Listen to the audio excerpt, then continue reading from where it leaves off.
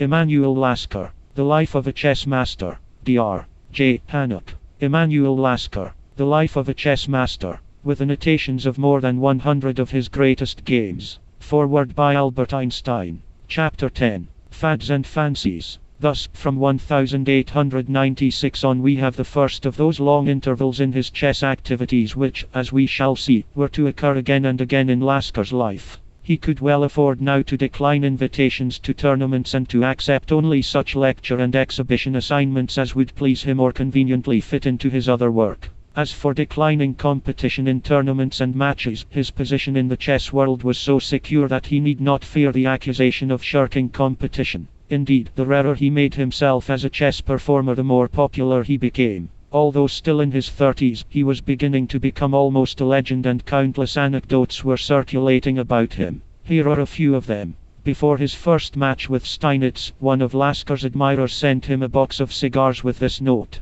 "Do please smoke them during the match. They will bring you luck." Lasker tried one of them, found it abominable and threw the lot away. Soon after the match he happened to meet that admirer who congratulated the new champion. "Well," he said, "wasn't I quite right? My cigars did bring you luck, didn't they?" "Indeed they did," said Lasker. "So you did smoke them all during the match?" asked the delighted admirer. "Oh no," said Lasker. "I gave them to my opponent. He smoked them, and that was very lucky for me." Lasker's notorious absent-mindedness got him into some amusing trouble one day when he went to Paris. He arrived after dusk and rented a room recommended by a friend in London. He dropped his luggage there and hurried to the Café de l'Ar6 Gens, the most famous chess café in the world, which used to be frequented by Philidor and Labourdonnais, and even by Napoleon, and which for centuries had been the center of chess life in Paris. Lasker met a good many friends and spent an enjoyable evening. It was long after midnight when he thought of going home, but alas, he had forgotten his address. He could not even remember the name of the street.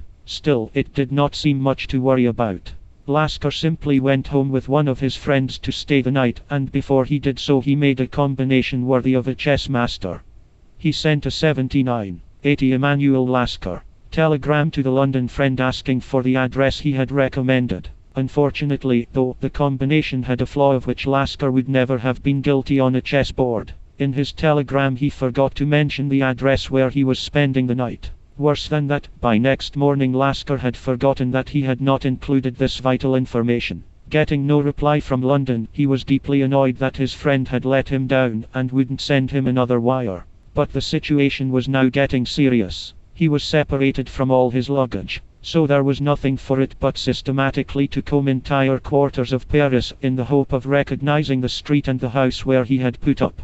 The search took many hours, and at long last, being now extremely methodical about it, Lasker was lucky enough to find the place. His landlady was pleased to see her new tenant. There was a telegram for him. It turned out to be from the London friend who, for lack of another address, had sent it to the one Lasker was asking for.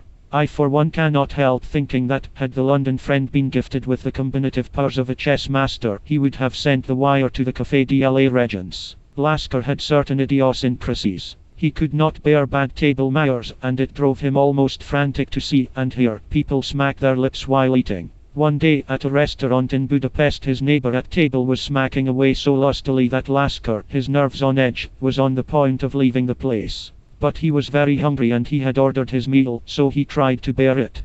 But when his neighbor began to shovel the food into his mouth with the knife, Lasker's patience was exhausted. "Sir," he said icily, "aren't you afraid of cutting your mouth?" Knowing how hot-tempered Hungarians can be, Lasker fully expected to be challenged to a duel, but he was beyond caring. The neighbor, though, did not resent the question. "Oh no, sir," he answered, "these table knives are frightfully blunt." Lasker could, indeed, be quite short-tempered, and he had no patience with fools. Any student of his books can see even now that he was an excellent teacher.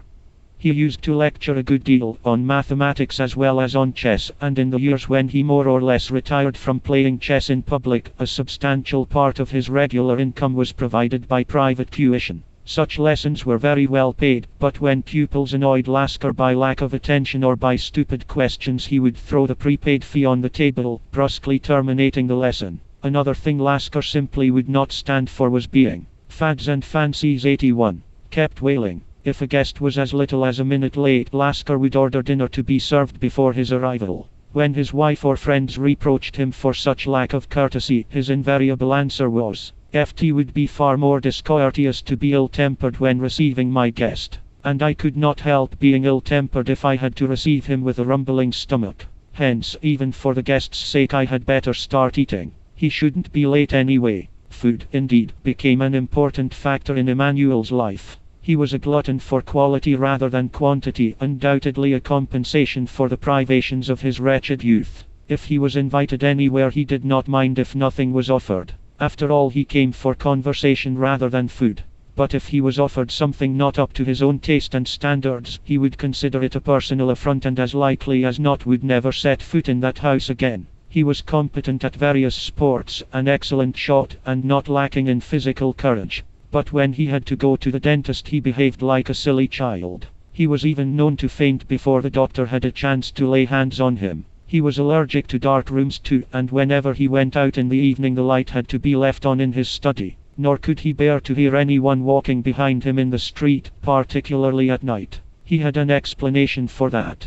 It was because one day as a child he had been hit over the head by the stick of a tipsy student walking behind him. Lasker could be most impatient should a lady in his company stop to look at shop windows inspecting hats and fashions. Yet, he was quite capable, with utter disregard of his companions, of spending half an hour contemplating the windows of a bookshop or the cigars exhibited at a tobacconist's. His consumption of cigars was enormous. It was the only luxury he indulged in.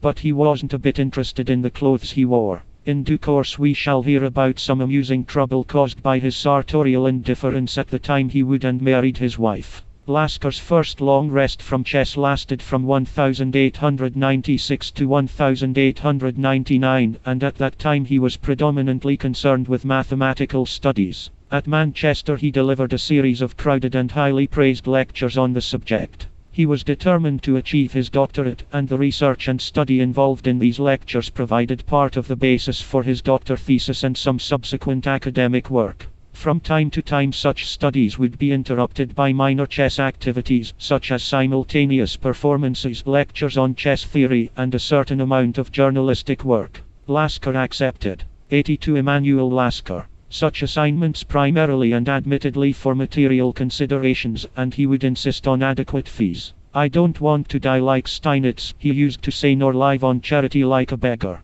Again and again he stressed the chess master's right to be properly paid for his work, for the immense amount of pleasure he gave to an immense number of people. It was a point of principle with him, and he was a stickler for seeing to it that chess masters were less exploited financially than they used to be. He did not have much support in these efforts from his colleagues in the ranks of master chess, and whenever he pleaded for the need to establish some sort of copyright in published games and problems, his fellow masters, most of them in a very much weaker economic position than Lasker and hence very poor bargainers indeed, would raise the timid objection that the press would stop giving them any publicity at all if asked to pay even a pittance. This unjustified timidity has prevailed to this day. Lasker had little patience with colleagues who, while versed in the principles of attack and defense on the chessboard, refused to show equal courage and determination when it was a question of safeguarding their own professional interests. He demonstrated that the courage and devotion exercised in the game must also apply to the struggle of life.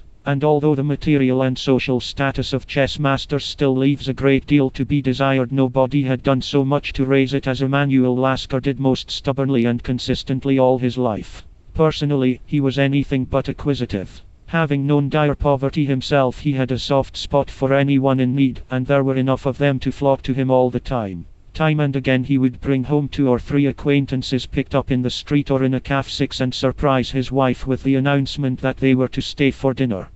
He had an infinite capacity for understanding life in the raw. He was deeply and somewhat uncomprehendingly shocked whenever he encountered callousness, rapaciousness, vanity, and conceit. He had much pride, and a wholesome loathing for anything bogus or pretentious or second-rate.